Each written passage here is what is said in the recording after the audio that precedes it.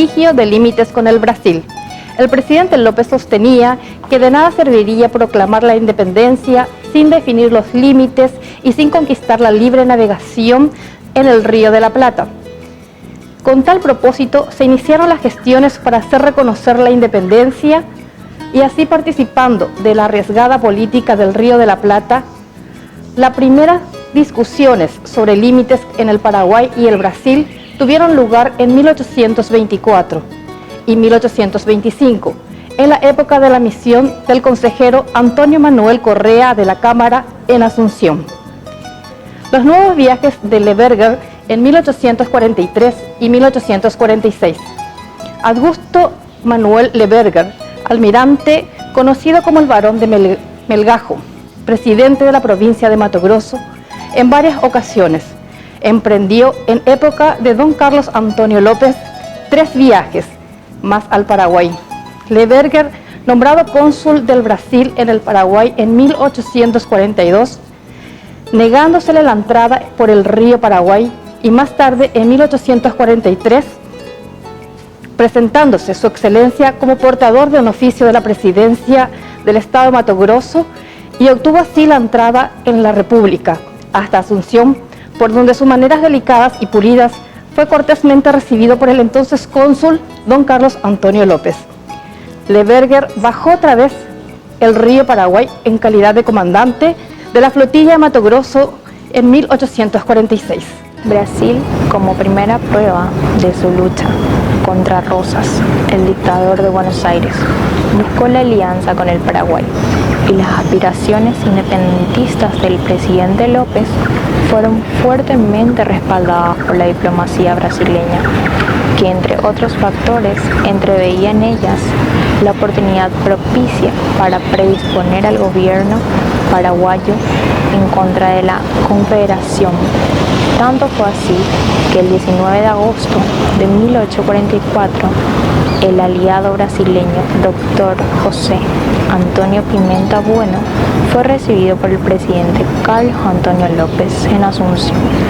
El 14 de septiembre, Pimenta Bueno reconocía formalmente la independencia del Paraguay, y el 7 de octubre de 1844 firmaba con el presidente López un tratado de amistad, comercio, navegación, extradición y límites.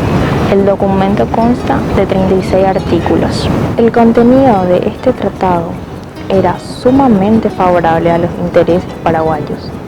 Su Majestad, el Emperador del Brasil, que tiene ya reconocida la independencia y soberanía de la República del Paraguay, interpondrá sus efectivos y buenos oficios para que las demás potencias reconozcan igualmente y cuanto antes la misma soberanía e independencia de la República.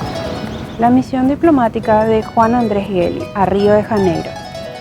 El emperador de Brasil negó su aprobación al Tratado del 44 por considerar el Tratado de San Ildefonso, que ya había caducado.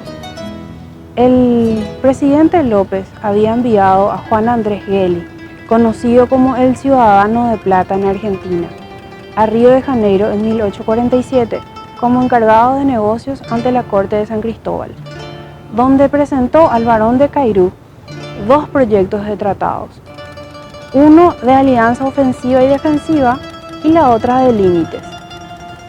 Según el artículo 5 del proyecto presentado por Gelli, al gobierno imperial la frontera le seguiría el río Paraná de la boca del Iguazú al Salto de Guairá, la sierra de Maracayú y la de Amambay, hasta las vertientes del río Blanco y finalmente hasta su confluencia en el margen de izquierda del río Paraguay, que quedaba neutral. Decía el artículo 6 que el territorio entre el río Blanco y el río Apa de ninguna de las naciones podría ocupar ese territorio con fortalezas militares. En la margen del río Paraguay disponía en el artículo 8 la línea de 2 territorios de ambas partes contratantes y serían el arroyo o río Negro. Con la propuesta de Gelli se renuncia al litoral que se extiende de la Bahía Negra hasta Yourú, usurpado por los portugueses desde la época colonial. y que había sido objeto de propuestas ya conocidas por el dictador Francia. Se justificaría esa renuncia siempre que ella se obtuviera la disminución de las pretensiones brasileñas en la región oriental. Pero lo que resulta inexplicable es que un plenipotenciario paraguayo proponía la neutralización de la zona litigosa entre el río Apa y el río Blanco. Y lo que es peor, además ofrecía el territorio situado entre la cordillera del Maracayú. El emperador rechazó esta propuesta de Gelli porque consideraba inaceptable la neutralización del territorio situado sobre el río Apa. El incidente de Pan de Azúcar. El tratado de la propuesta por Gelli en 1847 establecía la neutralización de la zona en controversia, comprendido entre el río Apa y el río Blanco. En 1850 los brasileños fundaron sorpresivamente el fortín conocido como Pan de Azúcar, o Fecho dos Moros, hecho que molestó bastante a don Carlos Antonio López, debido a que este hecho producía, aun cuando estaba en tratativas, un arreglo de límites. Con el fin de evitar conflictos sangrientos, se solicitó un encargado de negocios a los brasileños en Asunción, al doctor Pedro de Alcántara, que aconseje la retirada de las fuerzas brasileñas de dicho punto, pero este no fue tenido en cuenta, por lo que don Carlos Antonio López ordenó que se aprontara en Villa Concepción una expedición para desalojar a los ocupantes de Pan de Azúcar y de todos los establecimientos encontrados al norte del río Apa. Las autoridades brasileñas se negaron a desocupar el punto, por lo que las fuerzas paraguayas avanzaron y desalojaron el 14 de octubre de 1850, luego de una sangrienta refriega. La tirantez de las relaciones entre el Imperio del Brasil y la Argentina obligaba al primero a recomponer su esquema de alianzas en el Río de la Plata. La coyuntura favoreció para que se pusieran paños fríos sobre el incidente generado por la reconquista del Pan de Azúcar del 13 de octubre anterior por parte del ejército del Paraguay. Los brasileños aceptaron que este estratégico enclave pertenecía a los paraguayos y el presidente Carlos Antonio López se comprometió a no realizar nuevos avances. En consecuencia y en concordancia con las buenas disposiciones para profundizar las relaciones, en la fecha se oficializaba una alianza defensiva de obligaciones mutuas. Pedro de Alcántara se encargó de tramitar y firmar el documento junto al ministro del Interior, Nicolás Varela. Mediante el mismo, ambos estados se obligaban a prestarse mutua asistencia y socorro en caso de que la República o el Imperio sean atacados por la Confederación Argentina. Propuesta paraguaya de Moreira de Castro.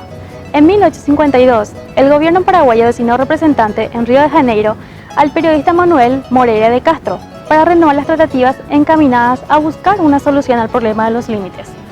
Moreira de Castro reiteró la fórmula de Gelli con algunas modificaciones, pero el imperio insistió en sus anteriores puntos de vista. Y su ministro de Relaciones Exteriores declaró que las propuestas brasileñas solo podrían ser alteradas por el infeliz resultado de una guerra. Las dos proposiciones paraguayas, la de 1847 y la de 1852, quedaron sin efecto en Paraguay. El Paraguay recuperó libertad de acción para proponer cualquier tratado de límites conforme a sus derechos seculares. Las proposiciones hechas anteriormente, que embebían la cesión del Guairá, ya no se justificaban desde el momento de que el imperio no quería arriesgarse a una alianza con el Paraguay contra Rosas y que sus pretensiones territoriales eran inaceptables. Y hasta entonces, ninguna ocupación brasileña había en todo el vasto territorio del Guairá.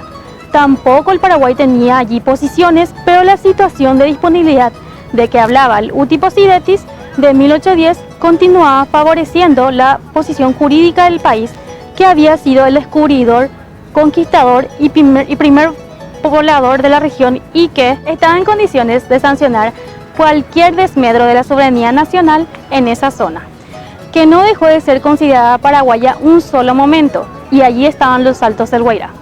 La cuestión de fronteras que dividía al Paraguay y al imperio estaba estrechamente vinculada con la navegación del Alto Paraguay, que pronto fue materia de varias disputas. Nadie hablaba del Tratado de 1850 del río Paraguay, y su libre navegación era de vital importancia para el imperio para la seguridad y prosperidad del extenso estado de Mato Grosso. El Paraguay quería concederla solo a cambio de un tratado de límites que tuviera en cuenta sus derechos, y el Brasil, temiendo llevar hasta muy cerca de sus poblaciones el Alto Paraguay, un Paraguay cada vez más poderoso, insistió en la línea del APA. Semejantes cuestiones, declaró el consejero Paulino en el Parlamento, haría inevitable una guerra con un vecino que aumentaría extraordinariamente su poder, adquiriendo proporciones gigantescas. En cuanto al pasaporte de Pereira Leal, en 1853, el encargado de negocios brasileños presentó un proyecto de tratado de navegación y conjuntamente otro de límites, con el ultimátum, exigiéndole que acepte las sugestiones del Brasil y le ayudase en la cuestión de límites con Bolivia, y de que el Paraguay reconozca los derechos del APA, a cambio del reconocimiento que haría de sus derechos sobre el Chaco. López rechazó la imposición y acusó a Pereira Leal de obstaculizar con intrigas a la labor de Sir Charles, que estaba negociando un tratado de comercio anglo-paraguayo. La extraña conducta observada con el gobierno paraguayo obligó a este a entregarles sus pasaportes, después de ser calificado por López como mentiroso en su propia cara y dando las explicaciones a la Cancillería brasileña. Incidente de Salinas. La demostración naval del Brasil en 1855. En el año 1855, el presidente Carlos Antonio López ordenó la expulsión de los brasileños que clandestinamente se habían apoderado de Salinas, lugar situado al norte de Puerto Limpo, sobre la margen occidental del río Paraguay. Brasil resolvió renunciar a las negociaciones, pero realizó de un modo teatral y ruidoso.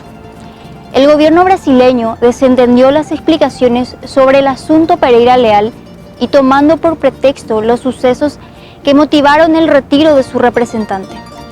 Como las relaciones paraguayo-brasileñas se ensombrecía cada vez más y se hacía sentir la presión de la opinión pública carioca, molesta por la expulsión de Pereira Leal, el emperador resolvió enviar una expedición naval al Paraguay para plantear reclamaciones y exigir satisfacciones. Para el efecto fue alistada una poderosa escuadra de 20 buques, 130 bocas de fuego y 2.600 hombres. Cuando el presidente Carlos Antonio López tuvo conocimiento de que la escuadra brasileña se encontraba ya en camino con dirección al Paraguay, ordenó la inmediata evacuación del campamento militar de Paso de Patria y su traslado a Humaitá. El general Francisco Solano López, sin pérdida de tiempo, procedió a la demarcación y se aprestó para la defensa. En cuanto penetró la escuadra brasileña en las aguas del Paraguay, el jefe de la escuadra paraguaya, situada en Cerrito, y el capitán Ignacio Mesa, notificó por medio de una nota al almirante brasileño que no podía continuar sin permiso especial del gobierno de la República. Respetando la notificación del capitán Mesa, el jefe brasileño hizo fondear toda la escuadra en 3 bocas, por lo que Mesa ofició al almirante informándole que si su misión era pacífica y diplomática, como suponía, diese a conocer su carácter al gobierno de Asunción. Tratado López Ferreira de Oliveira. Con el apoyo de una imponente escuadra, se presentó en 1855 el almirante Pedro Ferreira de Oliveira. Su misión principal era obtener satisfacciones por el despido del encargo de negocios del imperio José Pereira Leal, ocurrido 2 años atrás. El gobierno de Don Carlos había ofrecido explicaciones satisfactorias y luego Ferreira de Oliveira presentó un proyecto de tratado de límites y navegación. Para las negociaciones que inmediatamente se iniciaron, fue designado plenipotenciario del Paraguay el general Francisco Solano López, quien contó con la cooperación de Juan Andrés Gelli. El almirante fue a su vez asesorado por el experto diplomático Juan Tomás de Amaral. La frontera propuesta por Ferreira de Oliveira estaba conformada a la nueva teoría. La línea del tratado de 1777, el Paraná hasta la boca del Igatimí, siguiendo río Apa, bajando por hasta el río Paraguay.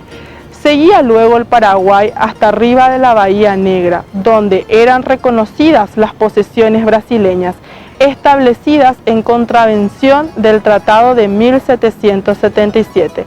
En el mismo proyecto se mencionaba como base de la demarcación el Uti Possedetti. El almirante Ferreira de Oliveira amenazó con traer las exigencias de su país hasta el Jejuí con el Upané, conforme a las interpretaciones portuguesas máximas del Tratado de 1777, y dio por terminada la negociación, ofendido porque el Paraguay por 3 veces hubiera rechazado la línea propuesta. El general López no admitió la legitimidad de esta reacción. El 20 de febrero de 1855 fondeó la imponente escuadra en Tres Bocas, en la confluencia de los ríos Paraná y Paraguay. Desde allí, Ferreira de Oliveira comenzó a negociar con el gobierno paraguayo. Hubo explicaciones recíprocas, seguida de una reconciliación. Un barco paraguayo saludó a la bandera imperial con 21 cañonazos y el Ipiranga hizo lo propio con el pabellón tricolor. Una solución amigable y honrosa para las partes. En materia de fondo, Ferreira de Oliveira y Francisco Solano López firmaron un pacto de amistad, navegación y comercio, pero condicionando su vigencia al ajuste de un acuerdo sobre límites en el plazo de 1 año. La actuación de Ferreira de Oliveira había levantado caldeadas propuestas en su patria, donde consideró que el resultado obtenido no estaba en ninguna forma de acuerdo con el aparatoso despliegue. Se habló de una nueva expedición bajo la dirección de un caudillo, esta vez más sañudo a la postre. El emperador se negó a ratificar el pacto de Ferreira de Oliveira López.